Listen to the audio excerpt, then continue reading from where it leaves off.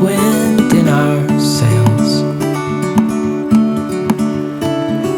Hold on tight, I can smell the shore, it's right in front of us. If we just hold on tight, this vision that I saw is getting closer every dawn.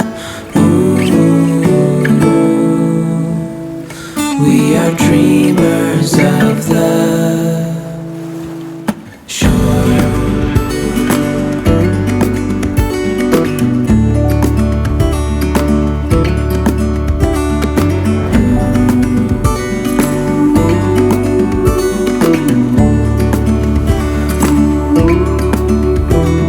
7 years now on this boat, and we all know where we belong. Just wait. For our home to show on the horizon, soon we'll be there. Hold on tight, I can smell the shore, it's right in front of us. If we just hold on tight. Hey guys, well, as you can tell, our girl is back home. She has been in Guatemala for 6 weeks doing, I guess you could say, some mission work. And I'm going to tag the video right here where we spoke about why Guatemala, why 6 weeks, who is she staying with, and all those things. But today we just wanted to kind of like recap what her trip was like and what was she doing in Guatemala. Will she be doing it again, and all of those kinds of things. But also we had a really important mission with this video, and we really need you, our viewers, to get involved. So Ahava and Louise, that's who Emerson stayed with. They are a precious young couple, and they started this little ministry called Our Mountain Tribe back in 2020, actually right in the middle of the pandemic. It kind of came about because Ahava had to go to like a local, I guess you could say, women's clinic. She needed to get a shot. And when she got there and went inside, she was kind of astounded and taken back by how poor the conditions were. Now, granted, she's not a stranger to poverty-stricken areas, because where she lives, there's a lot of that around her. But she was really taken back by the facility itself and the poor conditions, the lack of medical supplies, the lack of sanitation, and just things like that. And so her and her husband left there that day very heavy burdened, and felt like that they needed to do something to kind of help improve this woman's clinic, help improve the care that they're getting, but also just the environment in which they work. So Ahava and her little team of friends, they painted the women's clinic, and they gave it a facelift, and they've just poured some resources into that little clinic to kind of help improve the environment in which they work. And that's kind of where it all started. So their mission is to really get out in the community and provide tangible daily needs that some of the people there need. They are very poverty stricken. They do simple things, like it's simple to us, but it's huge to those who are living in poverty day to day. But they deliver care packages to those in need. They deliver shoes. They paint buildings. They go, and even Hava was like, we just go and take a cup of coffee and go visit with the elderly because they've been forgotten, and just building companionship and just creating those one-on-one relationships and sharing Jesus with them. Like, that is just as a value as giving someone some groceries or something like that. So Ahava and her husband, they are the most humble people, and I really love what they're doing. They only function off of donations, and I don't know, a couple weeks ago I kind of felt, I guess, the Lord stirring in my heart that I needed to ask Ahava what the finances were like. What's the nitty and gritty of how their ministry runs, because I could tell that there was some strain there. And so she did tell me that the donations are very scarce, and that in return limits the amount of projects that they can do week to week, because they have a plethora of ideas. They have so many ideas of things that they want to do within the community that are going to make an impact on these families and these kids, but they need the finances to back it up.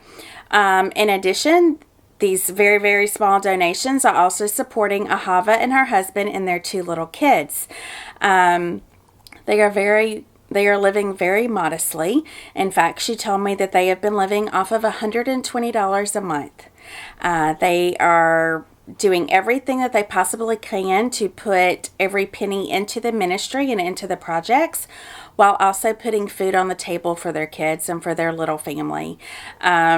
Emerson says she saw there that, while she was there in Guatemala, times were very hard for Ahava and her husband, and not quite sure when they could go grocery shopping, and not quite sure how they were going to get the funds to go do the next project within the community. And that broke my heart.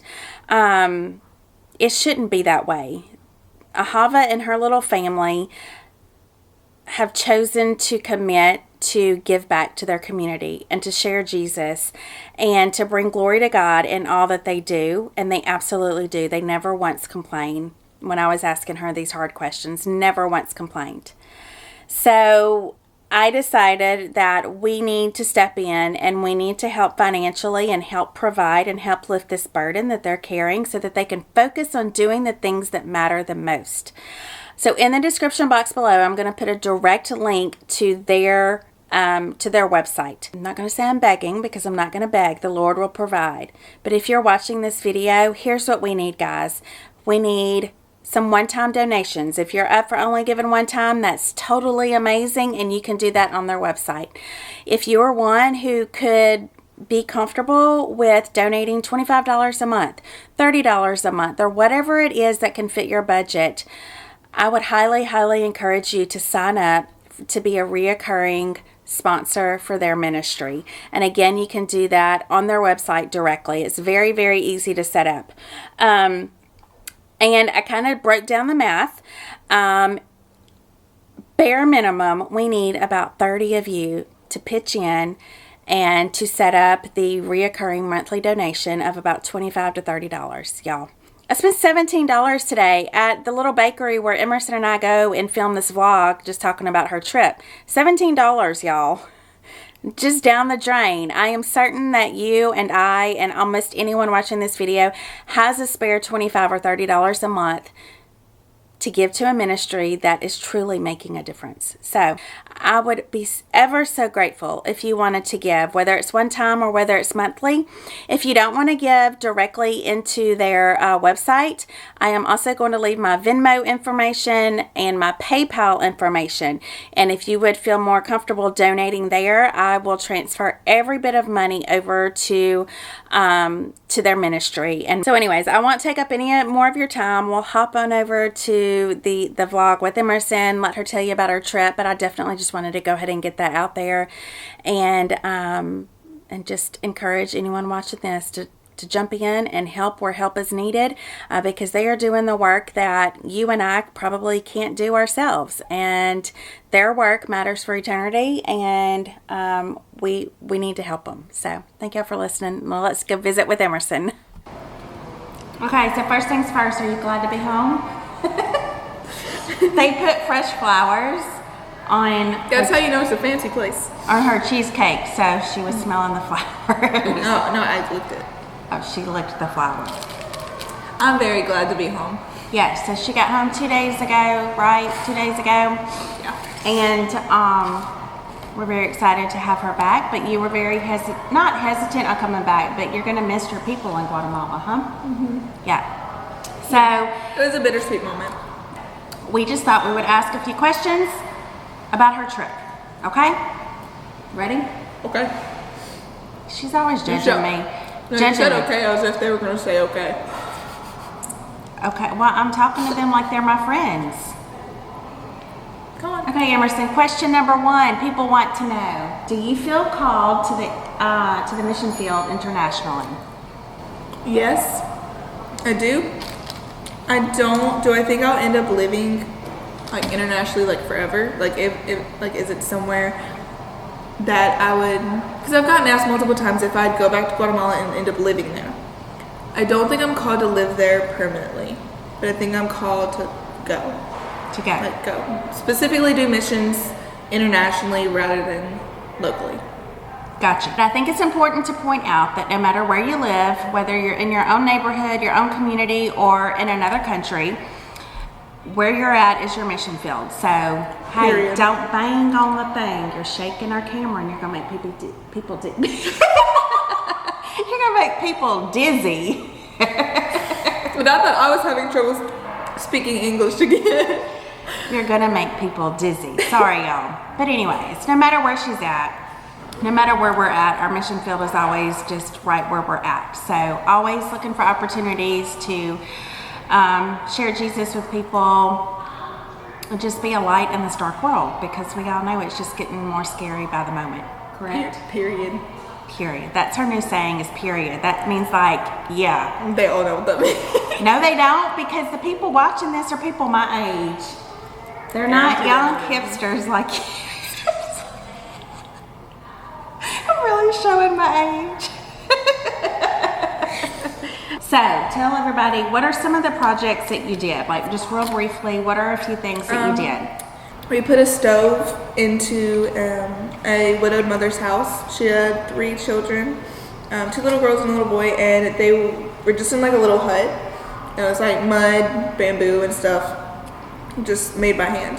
And she'd always cook on an open fire in her house because that's all she could do, and it was allowing smoke to get into their lungs at night, and so they just It was unsafe. Right, it was unsafe. That was going to affect their health. And considering her children were 12, 6, and like 3, Yeah.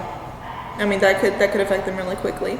And it was creating holes in their roof and stuff, so rain would get in. It wasn't safe for them. We piped it out this roof so the smoke will go out of the house. We did that. We painted all the desks at a school up in a little on top of a mountain in a town called El Rancho, and because all of the desks, all the children's desks and all the teachers' desks had scratches on them, had marks on them, chipped wood. So we sand them all down and we painted them all again, and it looked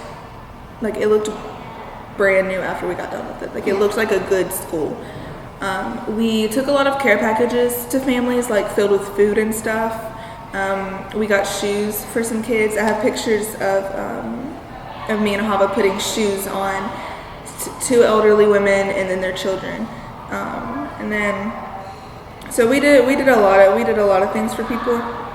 Those were just a few things. Just a few. Yeah.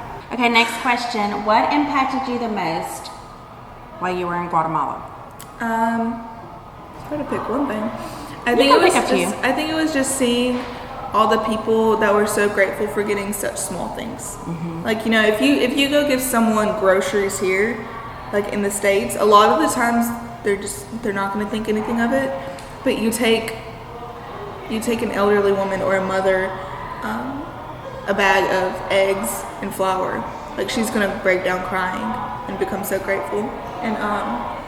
And I think seeing all the children that are walking on the streets by themselves, because like I was saying earlier, if you go walking on the streets by yourself, you're going to get kidnapped and you're going to get trafficked. And so seeing all the children that are walking on the streets by themselves that are like 6 years old, like, it broke my heart, because I was like, that could be the last time I ever see that child. But there were so many things about it that were impactful. But a lot of it was just seeing the way that they all lived. Okay, so someone asked, what was your favorite food to eat in Guatemala?